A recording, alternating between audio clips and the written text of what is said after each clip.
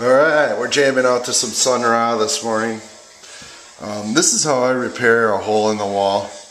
What I do is I screw a board in behind it.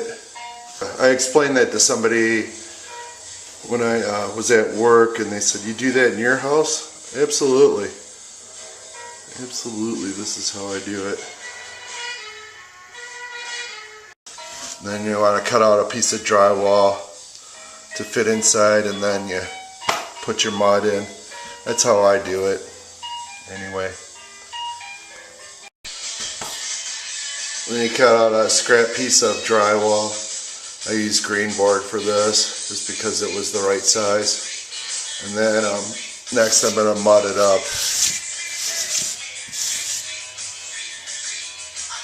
Alright, I have the hole all mudded up with joint compound. The only bad thing about this joint compound, this pre-mixed, is that it shrinks, so I'll let it dry out and then I'll hit it with another coat. But that's how I repair a hole in the wall.